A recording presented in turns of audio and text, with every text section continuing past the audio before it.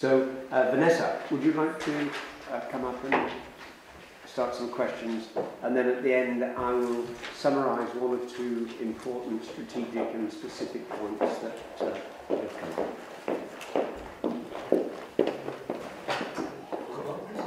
Whoa, crazy, crazy well altogether. So first, Mr. Caballo, maybe I don't see any microphone. Yes, you can give it to Mr. Caballo here.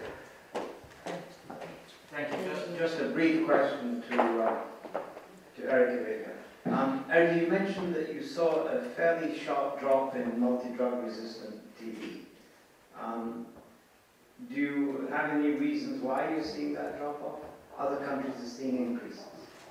Hello, I'm over here. Yeah, I was looking where to find you. Well, I don't have a fantastic good explanation. The data are as they are. Well, first of all, these are small data. I mean, small numbers, and so percentages may go up and down. We know that MDR and XDR TB is especially associated with people migrating from Central and Eastern Europe, former Soviet Union, Central Asia. Other countries may have more of these migrants, so these are not maybe the dominant influx in Belgium, but we do see them. Other reasons may be, well, that the rare cases, when the burden is not so high, it is relatively easy to, no, easy was the wrong word, it is less difficult to spend money, time, etc., to make sure that these people remain under isolation, take their pills, etc. I mean, whenever you have a critical number, when you surpass a critical number of patients, it becomes much more tough to do this search and destroy for the MDR bacteria, so to say. So a small number of cases is still containable, but we shall see year after year. We shouldn't take all the credits on our fantastic medical services. I mean, things could also evolve in medical. Thank you. Just a brief question to Alfred. Alfred, do you see, I sense that you were suggesting that the role of the NGOs in caring for migrants may be in contradiction to what should be the responsibility of the national health system. Do you see that as a problem? Yes, it's becoming a problem because at least, well, I see very clearly what is happening in France. The public hospitals are in a difficult situation because, well, the health budget in France represents 12% of gross national product, which is not bad. It's very much, but it increases very rapidly, as you know, for different reasons. One of the main reasons is the increase of cost of new technology and new treatments. We spoke about hepatitis C. You told this, and it's very expensive. So governments are trying to decrease the speed of increase of this budget and to transfer activities to non-governmental organizations, NGOs. So there are, what happened in France is that we have a two-speed medicine, regular medicine for regular citizens, and medicine for the poor. And this is absolutely contrary to what I have learned since I am in medical school.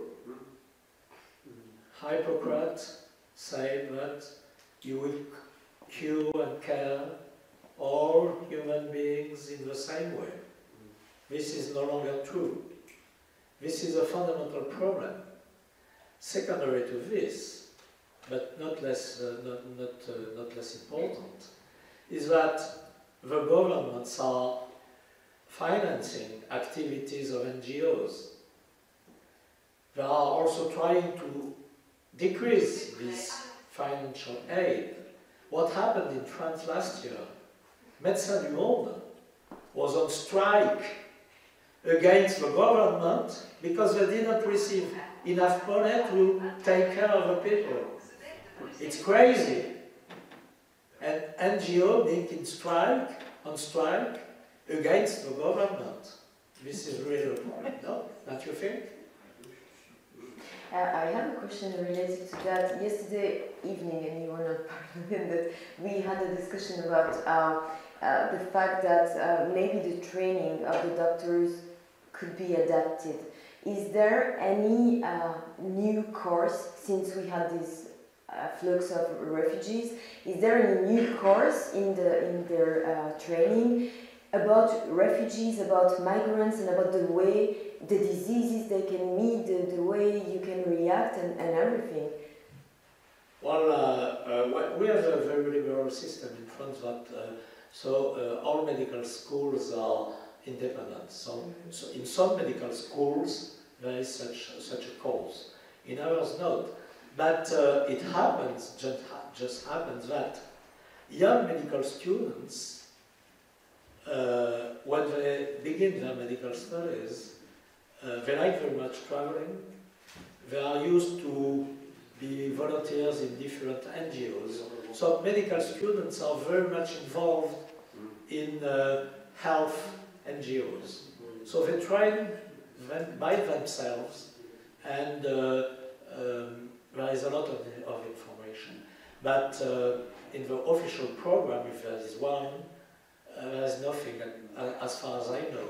And the new courses which are developed concern more new technology, telemedicine, and new, very expensive drugs, immunotherapy for cancer. This is, of course, very important, very difficult, but this is it. However, there are, so at our university we have a European collaboration with... Sorry. So at the University of Antwerp we have educational collaboration with the University of Paris, with Rome, and Edinburgh, Hamburg, and Athens.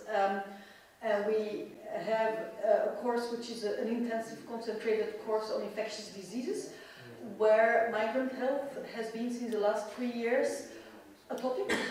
Next week, as it happens, we will run that course in Antwerp, and we will have on Wednesday full afternoon on global health, migration, and so on. So we do try to sneak it in the middle of all the other things that need to be taught as well, but especially in infectious diseases, we always find an excuse because there's a link.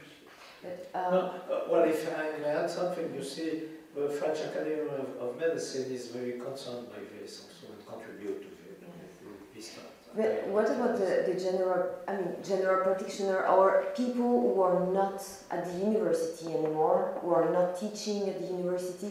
How could they get this information? I don't know if maybe we have someone from the APSIM or someone here from... yes? Maybe you know? Okay. I'm not from the APSIM. No, I know. I know. But I think it's important to have this taught in the basic course of students. But as you said yourself in the beginning, we had few objective evidence-based data. We start getting them. And I think it's important to put that very soon in the curriculum, especially looking at the social aspects of medicine. Well, if I may add something related to what we discussed this morning, what we need is teaching about health inequalities in general, and medicine for poor and medicine for migrants is just part of teaching what are health inequalities and how do you take care of these persons. I'm always very prudent to propose to have special devices, special programs only for migrants, because there is a risk of continuing the exclusion of these persons. At least in Flanders, but in the rest of Belgium as well, for all doctors there is compulsory clinical medical education. You need to do a certain number of schooling activities each year, and that is also often offers a forum for lectures such as our lectures to come and bring, but that's for the GPs themselves and in their groups to organize. But by going through the VRGT, the Tuberculosis Association's data on their website, I noticed while I was preparing that they do also have this kind of CME packages for GPs, and not only on migrant health, but rather on these administrative aspects. To make it more easy and tangible for GPs when they want to take care of migrants, with or without documents, how to do it, what are the financial and social aspects, etc. So these are just small examples. Any other question? Ah, yes, Andre. It's a remark, and the question, the remark is about your request that medical files would follow migrants around.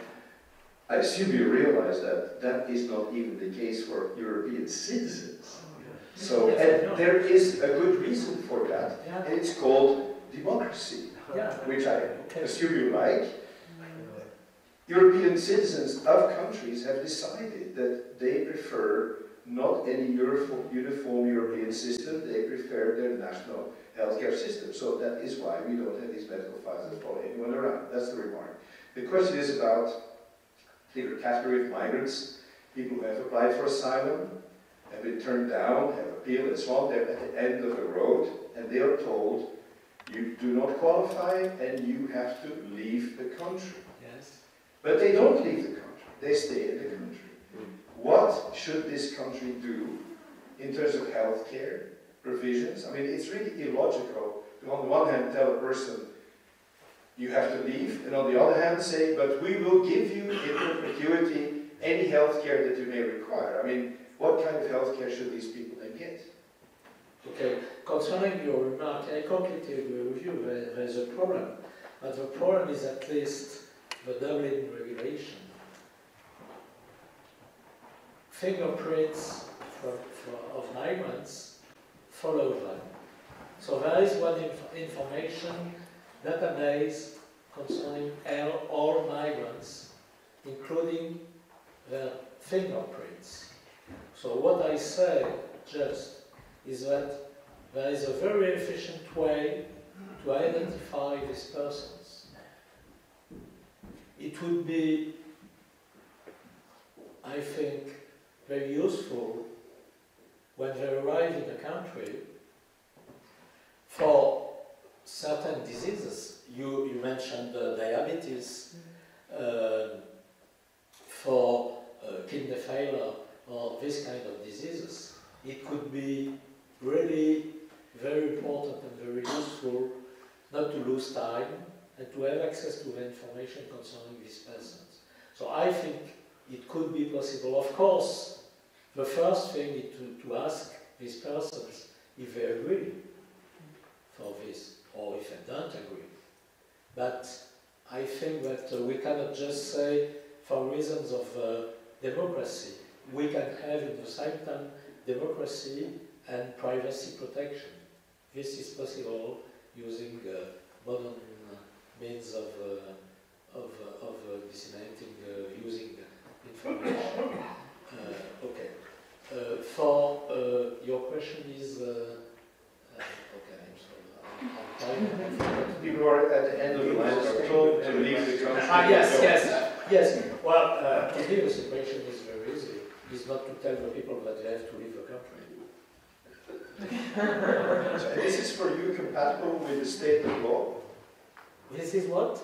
For you, this is compatible with a state that observes law and order. So if there is a legal decision of someone to leave the country and they don't, you think that is compatible with the state of law? I think it's compatible with international agreements and with European directive. Yes, it is. I have another question related to what you just said. Is there any study at the moment existing about the fact that when you have medical data on someone, this person can be accepted or not in a country? I mean, is this the kind of discrimination that maybe you have to fear in some cases, because since you will cost more to the state, maybe you couldn't be accepted in? Yes, I see. Well, it's rather complicated, but I will try to make it short. With different regulations concerning migrants in France. One kind is what we call in French le dispositif des étrangers malades. It's a special organization for sick foreign people. With this concerns people who are allowed to stay in France. For instance, they are tourists. And if they have a disease which needs immediate care, if they are European, it's not a problem. If they are not a European, if they have a disease which needs immediate care, and if it would be dangerous not to deliver the care in France, but to send them back in their original country because it would take too long, or it's not possible to deliver this care in their home country, they can be allowed to stay in France for 1 year to have access to this care. So we have a special thing for these persons.